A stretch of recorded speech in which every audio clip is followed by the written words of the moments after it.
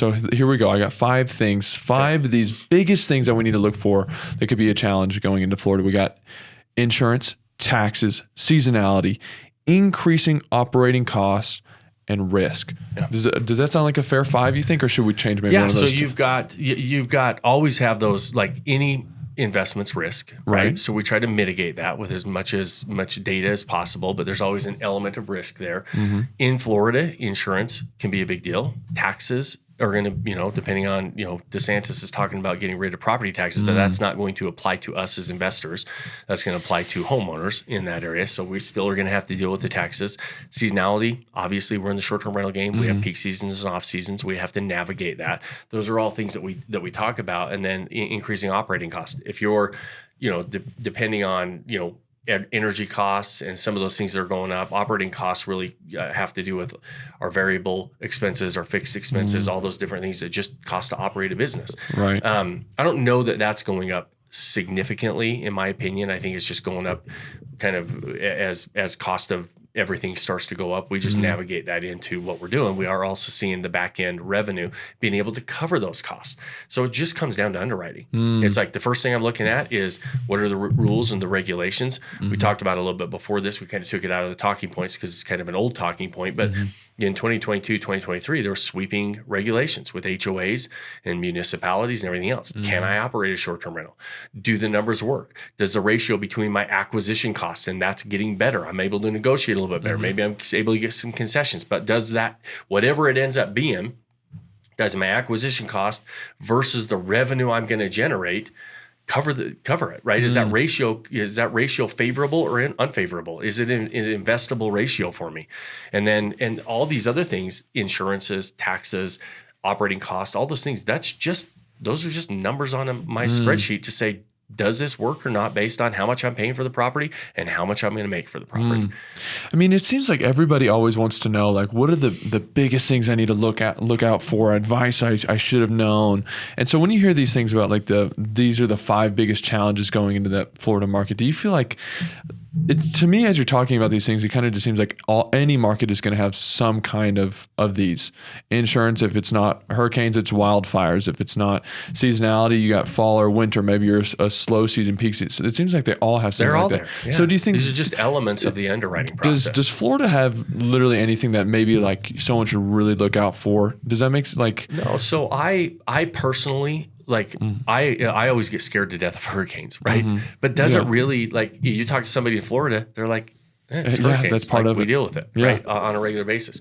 My insurance costs are going to be a lot higher in those areas, but no, it's not. Like the good thing about Florida is it's a major market. It is a very it's a very mature market that in mature markets, they act with a lot of predictability for a lot of these different things. There's not a lot of unpredictable things happening in mature markets because the supply and demand is so large that you've got fairly predictable things that are happening that we can look at and say good or bad. Like we know we're going to probably have a hurricane season every single year. Is it usually going to be a total wipe out of our house? No, the odds are in your favor. It's not, right? And so we think that, right? But the odds are in your favor that that's not going to be a total loss type of an event for you on an annual basis. But you have hurricane season for a reason because they come through every year.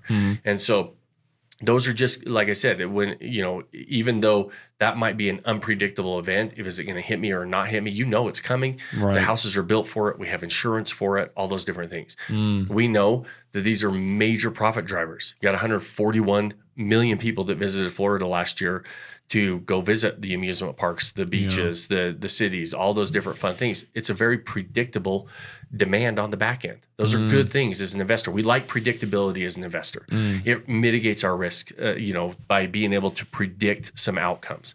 And so when it comes to Florida, there's no different. Are we excited that maybe the prices are coming down a little bit? There's more inventory. Well, if I'm a seller, that's not great.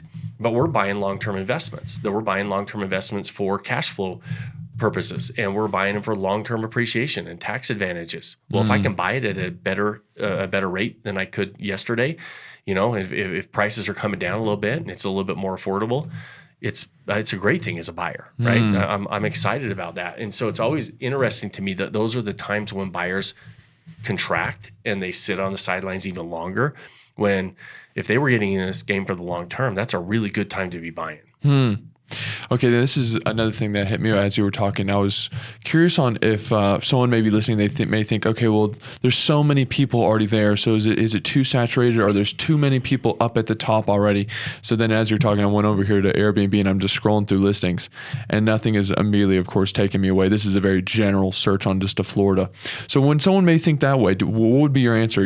Sean, there's already so many people there. There's already so much. Is it going to be really hard for me to get my money at the top?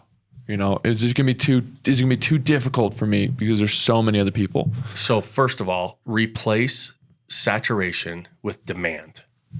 Anytime you're complaining about saturated markets, that's an indication that there's a lot of consumers spending money there. Markets are saturated because there's money being spent. The second layer of that question, is it too hard for me? Maybe, maybe not. You have to decide. Is it easy to walk into the top of the market? No. Are there things you can do to get in the top of these markets? Absolutely. And once you're there, it's way better and easier, in my opinion, to operate in the top than it is in the middle. The middle is messy. The middle is hard, and it's a grind all the time. And so are there things that you should be doing to operate toward the top of the market? Yeah. Is it easy? No, it's not easy.